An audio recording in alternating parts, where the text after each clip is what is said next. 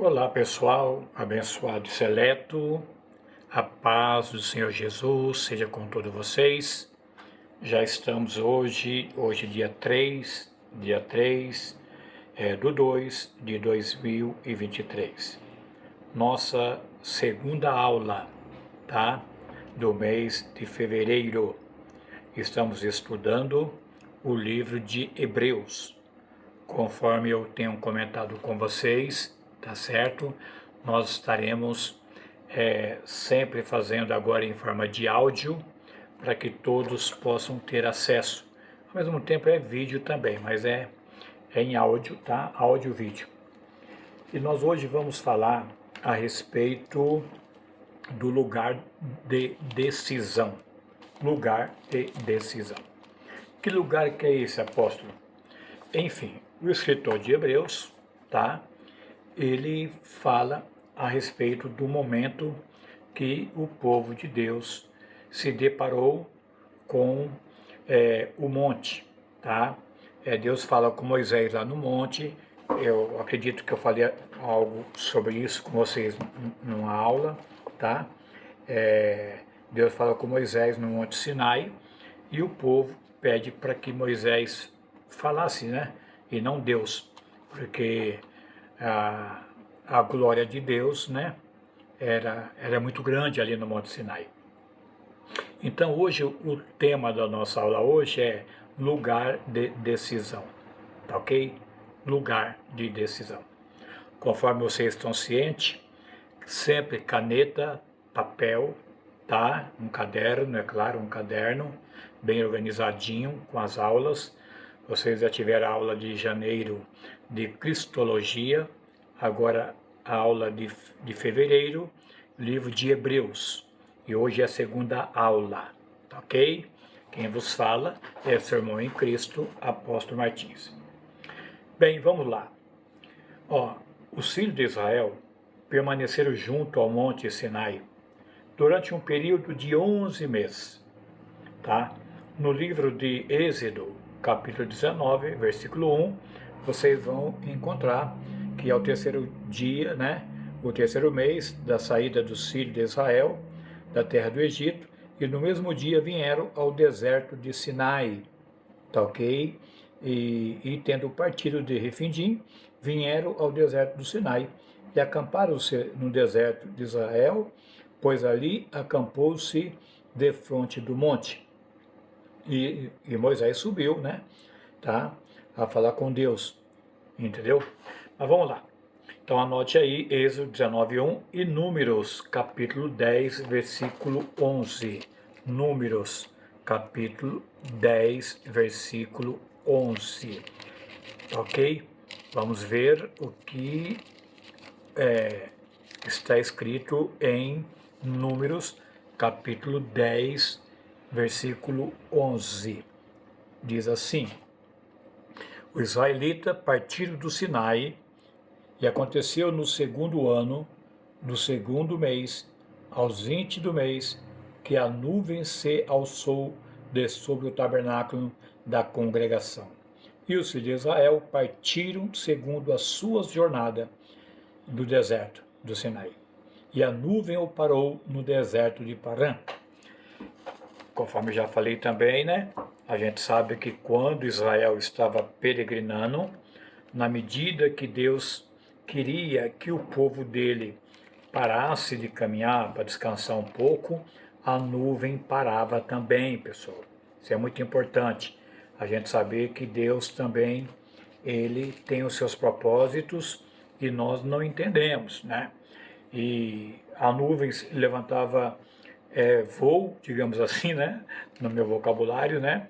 A nuvem se levantava, era sinal que era para o povo se levantar também e ir, tá? De acordo conforme a nuvem estava guiando eles. Isso durante o dia, durante a noite, essa mesma nuvem clareava, fazia um luzeiro enorme durante a noite e ao mesmo tempo para aquecer também o povo de Deus, porque no deserto, durante a noite, a temperatura cai abaixo de zero. Deus, sabendo disso, ele transformava aquela mesma nuvem que durante o dia servia como um grande guarda-sol, e aquela mesma nuvem durante a noite, um grande luzeiro para poder iluminar o povo dele, tá certo? E aí nós vamos encontrar também essa jornada que eles tiveram. Eles passaram pelo mar Mediterrâneo, entendeu? E eles passaram pelo mar Mediterrâneo, saíram do Egito, tá? Saíram do Egito e desceram a Sucote, entendeu? E assim, a caminhada deles seria de 3 dias, mas como Deus já sabia e Deus sabe o que vai em nosso coração, eles levaram 40 anos para atravessar o deserto. E somente Caleb e Josué, de todos aqueles que saíram da terra, entraram na terra prometida. Então, anote aí, tá? Números 13 e 14 também. Você vai colocar também números 13 e 14. Ok? Muito importante vocês lerem essa situação também do que ocorreu, tá certo? Estamos falando hoje da aula lugar de decisão. Lugar de decisão. Aonde quer que você esteja agora, tá? Eu acho que você deve tomar uma decisão em acreditar no poder da palavra de Deus, em crer no Evangelho que transforma o velho homem em uma nova criatura. Aonde quer que você esteja, tá? Toma uma decisão em servir a Deus, porque não existe outro caminho a não ser este. Caminho de paz, caminho de bênção, caminho de prosperidade. Este é o caminho. Obedecendo ao Senhor em tudo quanto Ele tem nos dado. Então aprenda isso, querido. Toma uma decisão hoje, tá certo? Deus brada nesta aula hoje. Então Deus ordenou, queridos, a formação de uma equipe composta de 12 espias, uma de cada tribo dos filhos de Israel, a fim de que penetrasse na terra com o propósito de inspecioná-la, no mínimo detalhes. Então o que aconteceu? Depois eles trouxeram o relatório a Moisés, e esses homens percorreram a terra durante um período de 40 dias. E quando voltaram, eles trouxeram, tá, evidência da riqueza daquela terra, uvas, romãs, figos. Isso você pode ler em Números, capítulo 13, versículo 23. Só que assim, a maioria deles, queridos, porém, apresentou um relatório negativo e pessimista. Eles diziam que a conquista da terra de Canaã era uma tarefa impossível, porque, segundo eles, os habitantes daquela terra eram maiores em estatura, em números, do que eles. Números 13, 23, tá certo? E Moisés e dois dos espias, Josué e Caleb, criam na possibilidade de sucesso na conquista na terra, declarando que a vitória lhes viria em nome do Senhor Deus. Os demais foram incrédulos, tá? E rebeldes, e ainda decidiram matar Moisés ainda. Ó, você vê como o povo é complicado, né? O ser humano é complicado, tá?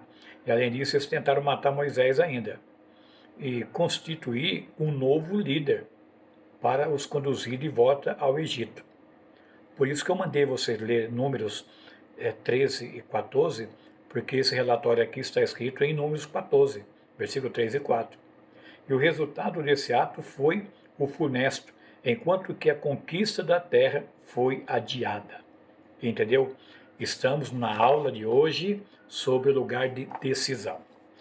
Deus manda Moisés mandar um espia, um líder de cada tribo, 12 tribos, 12 espias. Cada um for inspecionar a terra de Canaã, aonde eles iriam possuir aquelas terras, a qual Deus havia feito a promessa para Abraão, para Isaac, para Jacó, tá ok? Então, essas promessas foram já profetizadas por Deus, que eles iriam tomar posse dessas terras aí. Só que, ao término de 40 dias, os espias trouxeram um relatório meio que negativo, né? Na verdade, negativo, totalmente negativo, dizendo que a terra era boa e que realmente a terra era uma terra fértil. Trouxeram, como fala, prova concreta, trouxeram uvas, figos, enfim, trouxeram os frutos daquela terra e mostraram para eles, olha, realmente a terra é fértil.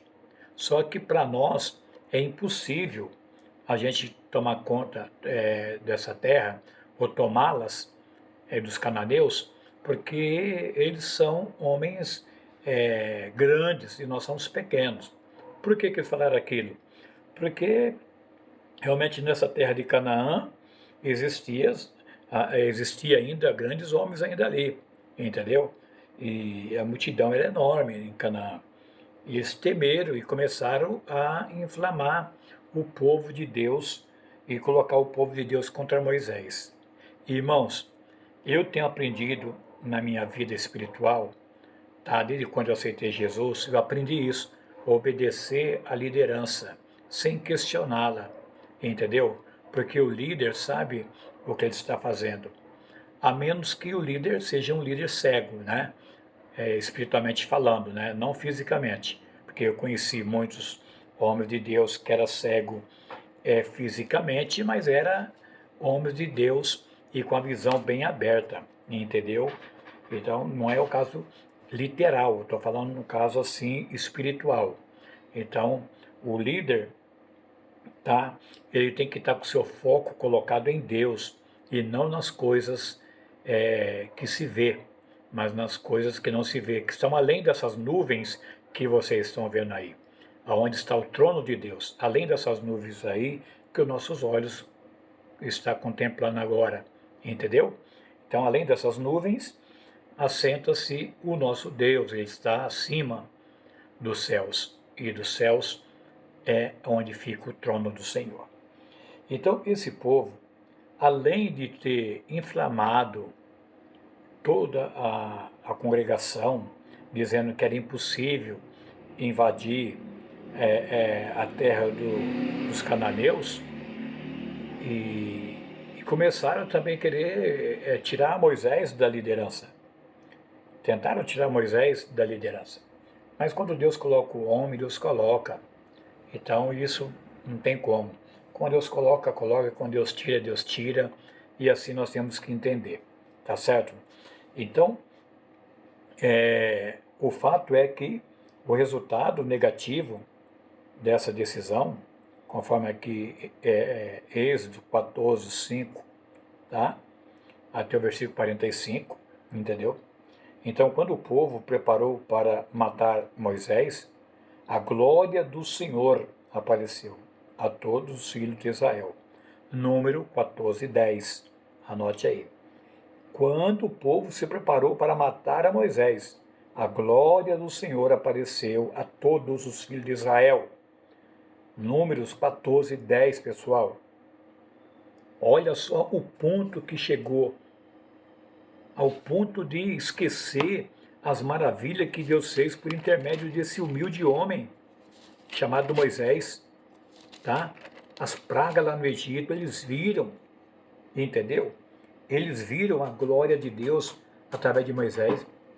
Então disse Deus, toda a congregação, que os apedrejassem.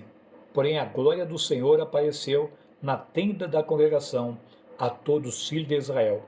E disse o Senhor a Moisés: até quando me provocará esse povo? E até quando não crerão em mim? Por todos os sinais que fiz no meio deles? Então o próprio Deus, entendeu? O próprio Deus ficou irado com esse povo, porque esse povo se inflamaram contra Moisés, queriam voltar para o Egito e tentaram matar Moisés, e aí a glória de Deus apareceu, tá? Apareceu ali diante de todo aquele povo, e Deus disse a Moisés: ó Moisés, até quando esse povo vai deixar de crer em mim. Eles não viram as maravilhas que eu fiz no Egito, né? Com a pestilência, tá? Eu feri e os rejeitei e farei de ti um povo maior e mais forte do que este. Então Deus falou assim, ó, eu vou ferir esse povo com pestilência, eu vou rejeitar esse povo, eu vou matar esse povo, tá? E vou fazer um outro povo por intermédio de você. Começar tudo de novo. Eu comecei com Abraão, agora vou começar com você, Moisés. Mas aí Moisés intercedeu pelo povo. Olha só como Moisés era manso, era humilde e era amoroso. Deus queria mesmo acabar com aquele povo e começar uma nova geração com Moisés, como começou com Abraão. Mas aí Moisés intercedeu pelo povo e Deus não o fez, né? Por aí você vê que, como ser humano, às vezes é ingrato, né? É ingrato tanto com Deus e também quanto aos seus líderes.